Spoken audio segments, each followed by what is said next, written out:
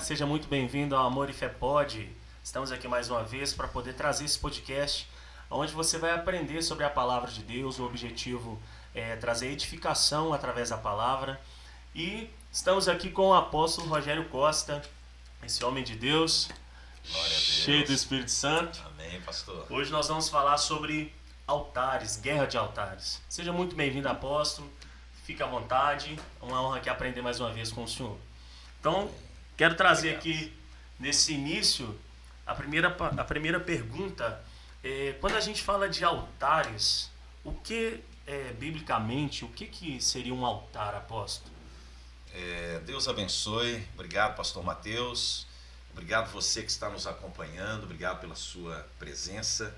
Estamos aqui com esse propósito de edificar a igreja do Senhor na palavra de Deus. Fica até o final. Se você quiser, pegue um caderno, uma caneta, anote, porque certamente o Espírito Santo vai falar ao seu coração. É um tema muito interessante, é um tema que é necessário uma compreensão para esses dias que estamos enfrentando. O tema guerra de altares é porque verdadeiramente no mundo do Espírito existe uma batalha pela adoração. Satanás, ele busca a adoração, ele busca pessoas que o adorem no sentido de tirar a adoração ao próprio Deus. Altar, ele é o lugar de adoração. E é um lugar aonde a pessoa apresenta o seu coração e a sua vida ao Deus que ela adora. Então, quando nós falamos de altares, falamos de um lugar de encontro entre o adorador e o Deus a quem ela adora. E isso tem muitos significados espirituais, tanto no âmbito das trevas, quanto no âmbito do reino de Deus. E é sobre isso que a gente quer conversar aqui nesse podcast. Top.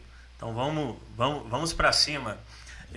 Apóstolo, tem alguma diferença entre o altar de Deus e outros altares? Existem vários tipos de altares. A gente tem costume às vezes de pensar no altar como uma figura ali do púlpito, né? O púlpito Sim, da igreja, muita gente pensa sobre isso, né? Mas o altar ele tem um significado mais profundo, né? Existem vários tipos de altares. Como que a gente organiza isso? Então, o mundo espiritual, ele, devido à queda do homem, houve realmente um impacto que afetou toda a estrutura do mundo espiritual. E o altar ele foi estabelecido por Deus nas Escrituras com o propósito do homem se relacionar com Deus, apresentando a Deus um sacrifício de adoração que pudesse aplacar a ira de Deus pelo pecado. Então a própria ideia de Jesus como cordeiro, o cordeiro de Deus que tira o pecado do mundo, a expressão cordeiro é aquele animal do sacrifício. É o filhote, né, da ovelha, o cordeiro, que seria sacrificado para expiação, para cobertura dos pecados daquela pessoa que estivesse apresentando aquela oferta diante de Deus. Então, tudo isso era um apontamento no Antigo Testamento para o que aconteceu através do Senhor Jesus ali na cruz do Calvário. Então o altar ele faz essa conexão entre o adorador e o Deus a quem ele adora. E nesse aspecto vemos vários exemplos nas Escrituras onde os personagens bíblicos apresentavam, sobretudo no Antigo Testamento, apresentavam seus sacrifícios sobre os altares, buscando perdão, remissão, buscando respostas de Deus para as suas necessidades, principalmente no contexto da agricultura. Eles adoravam ali, buscando que Deus abençoasse a safra, abençoasse o gado, abençoasse toda a produção agrícola. Então eles apresentavam ofertas ao Senhor com esse intuito de atrair da parte de Deus a sua bênção. Aí você tem nesse aspecto na Bíblia essa referência sobre os altares. Satanás, ele copia tudo. ele copia, ele não cria, ele não tem esse poder, só Deus é o Criador. Então ele copia esse aspecto da adoração. Para que o homem não adore a Deus, Satanás então coloca elementos para que o homem o adore. Então se levanta altares que são altares das trevas. E isso também buscando toda a adoração do homem, porque nós somos feitos, pastor Mateus, para adorar a Deus. A essência do homem é adorá-lo. Por isso, João capítulo 4, Jesus fala que importa que os seus adoradores o adorem em espírito e verdade, porque Deus está à procura dos verdadeiros adoradores, que o adore em espírito e em verdade. Então, o altar de Deus tem esse aspecto do relacionamento com Deus, desse aspecto da adoração a Deus, e o altar das trevas veio posteriormente com o sentido de que os deuses que servem a Satanás pudessem enganar o homem, tirando a adoração do verdadeiro Deus, porque quando nós adoramos a Deus, nós somos transformados à imagem do Deus que adoramos. Então, quando nós vemos esse aspecto da adoração, se o senhor permitir, eu queria ler um texto aqui do Salmo 115. À vontade. E o Salmo 115, ele traz aqui um princípio da adoração, que ele diz algo interessante. O verso 1 fala, o tema desse salmo é que devemos honrar somente a Deus. E aqui ele fala assim: não a nós, Senhor, não a nós, mas ao teu nome dá glória, por amor da tua misericórdia e da tua fidelidade. Porque diriam as nações: onde está o Deus deles?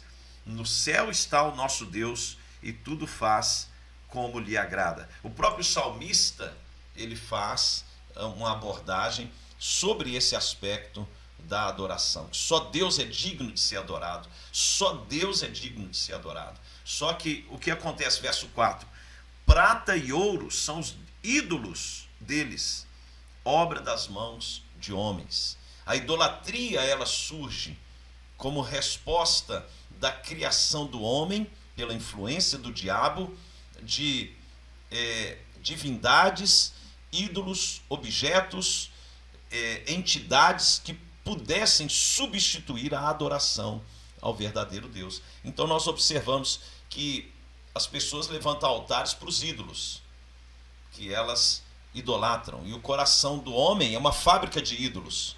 O coração do homem, se ele não está totalmente tomado pela presença do Senhor, o homem acaba criando ídolos. E isso é algo terrível. Êxodo capítulo 20, quando o Senhor descreve ali os mandamentos, ele fala: não terá outros deuses diante de mim. Outros deuses, ele está falando assim, não é que às vezes a pessoa ela teme a Deus, mas tem outros deuses diante dele. Isso aconteceu na história de Israel, a gente pode abordar isso, mas é importante que a gente compreenda que essa questão do altar, ela faz uma referência ao ídolo que está sendo adorado, ao Deus com D minúsculo que está sendo adorado. E aqui no Salmo 115, ele está falando sobre esses homens que adoravam ídolos.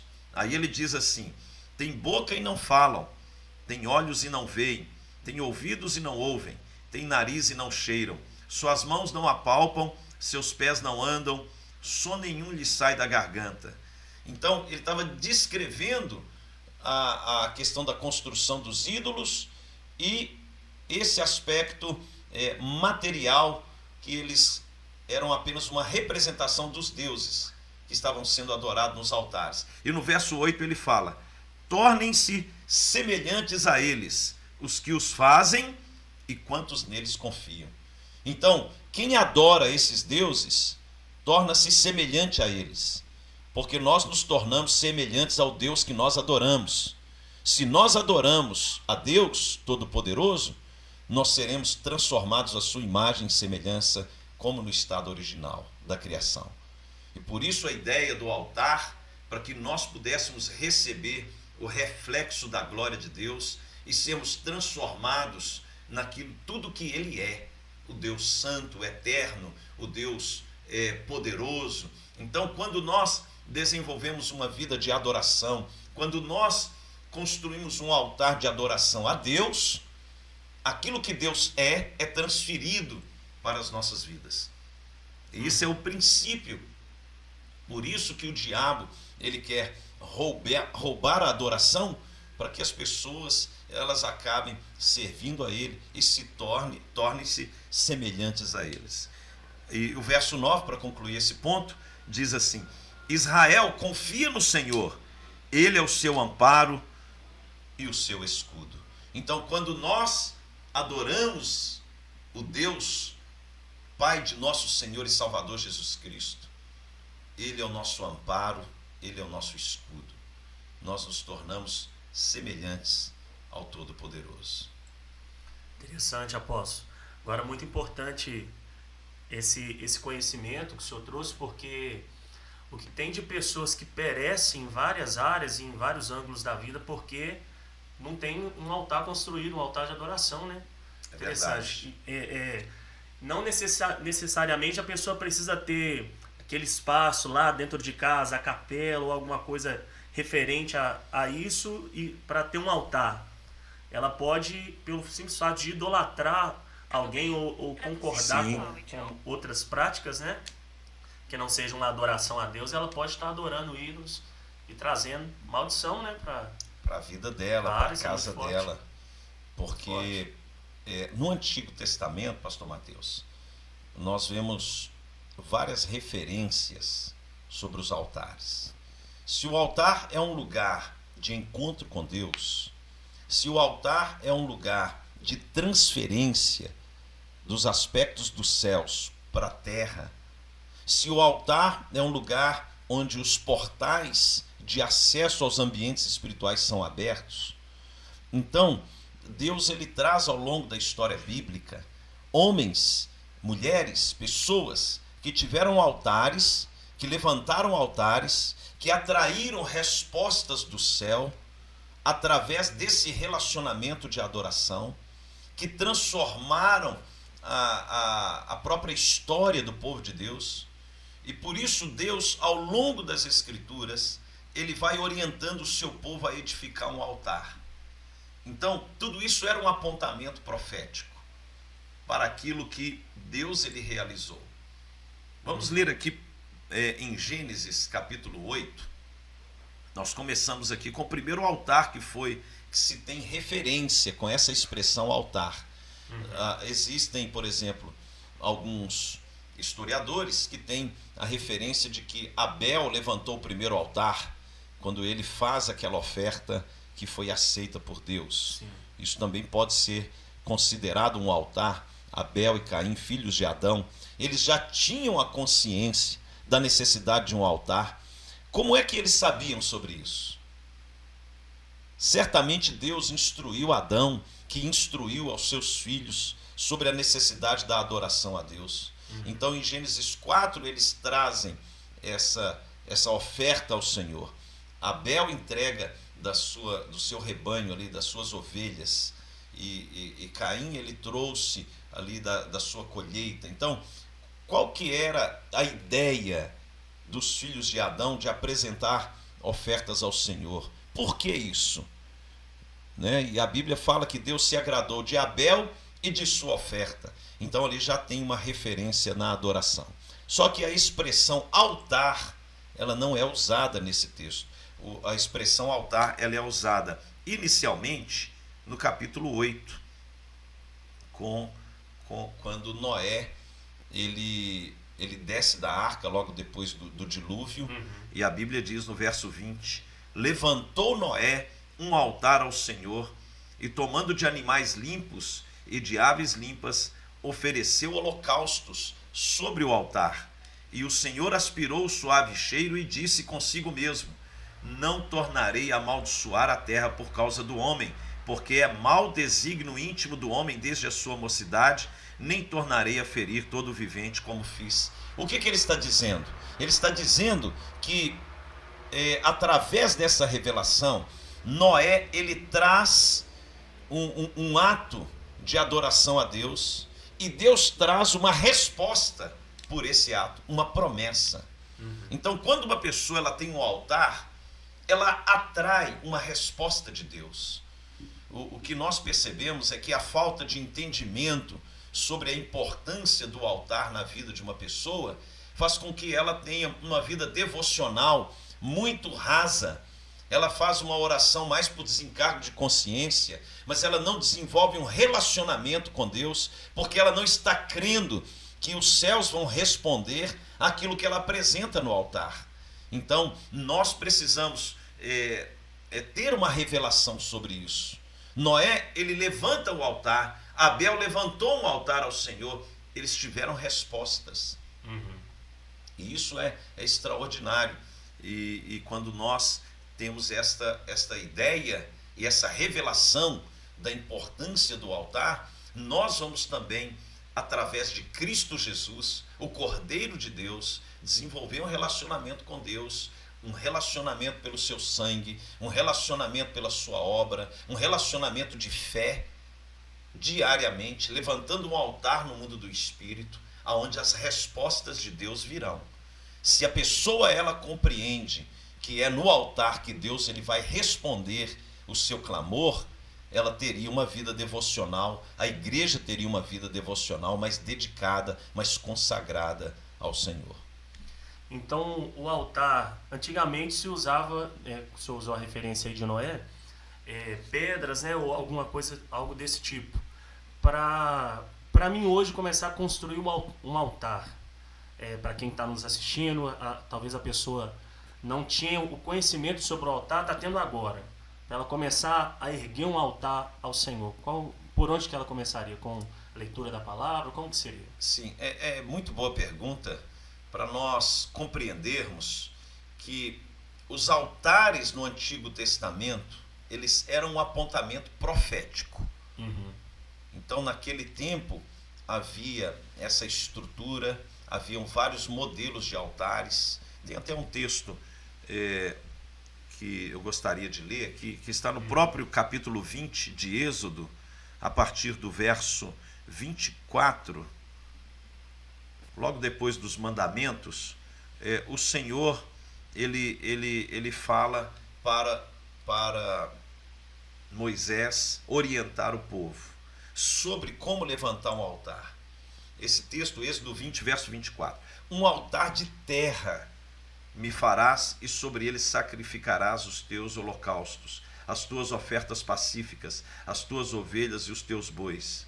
Em todo lugar, olha que interessante essa expressão, em todo lugar, altares, onde eu fizer celebrar a memória do meu nome, em todo lugar onde fizer celebrar a memória do meu nome, virei a ti e te abençoarei. Então, um altar era um local aonde o adorador, ele celebrava a memória do nome do Senhor. Ele apresentava uma adoração. Então, ele estava dizendo que no início do verso, um altar de terra me farás. Era um altar para fazer para Deus. E no final do verso, ele está dizendo, virei a ti e te abençoarei. Nosso Deus é maravilhoso. Ele está dizendo assim, olha, existe uma forma de você me encontrar e de você ser abençoado por mim. Levanta um altar para mim, apresenta ofertas a mim, e eu virei a ti e te abençoarei. Então hoje, no nosso tempo, não há necessidade hoje de você levantar, seja um altar de terra, um altar de pedras, um altar de madeira, um altar de bronze. Os altares, eles têm várias formas nas escrituras como eles eram edificados. Hoje, em Cristo, nós temos um altar dentro de nós, que é o altar do nosso coração. Hoje, o nosso coração é o lugar do encontro com Deus. Então, quando nós falamos do altar no Antigo Testamento, era uma referência profética.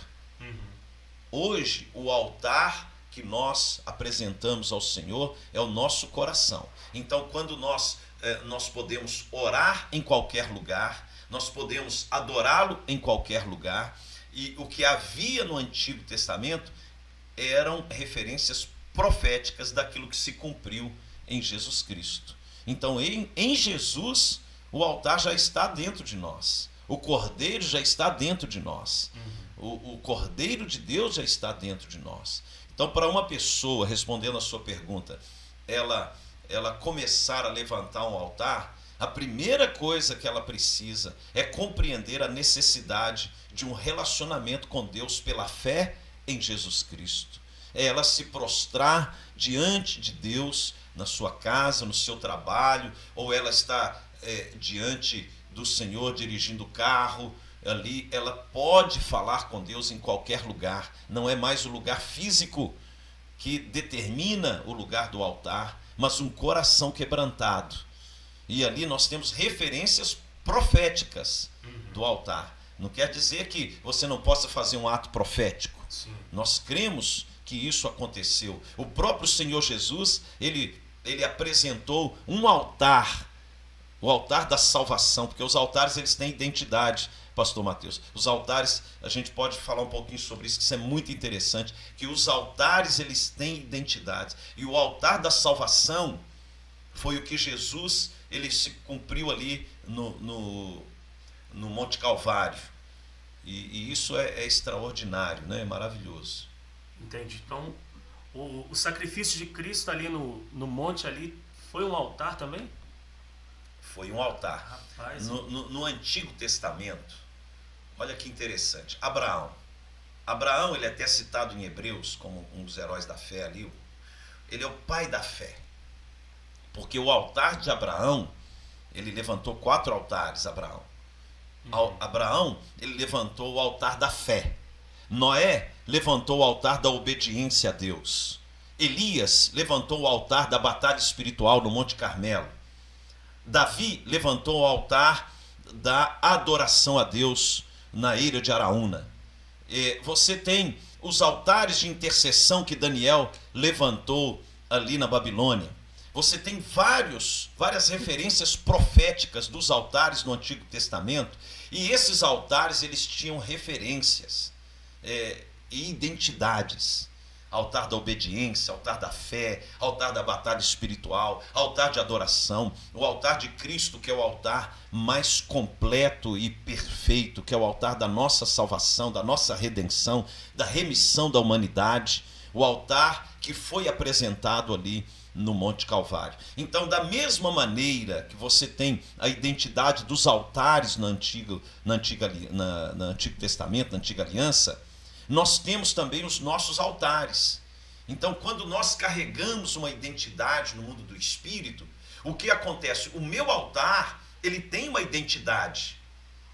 O meu altar é o altar da palavra, é o altar da adoração, é o altar da generosidade, é o altar da obediência, é o altar da santificação, da santidade.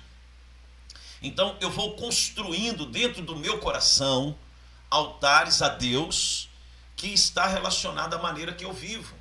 A forma como eu me comporto em relação ao Senhor, o temor ao Senhor, e aí você vai construindo isso dentro do seu espírito.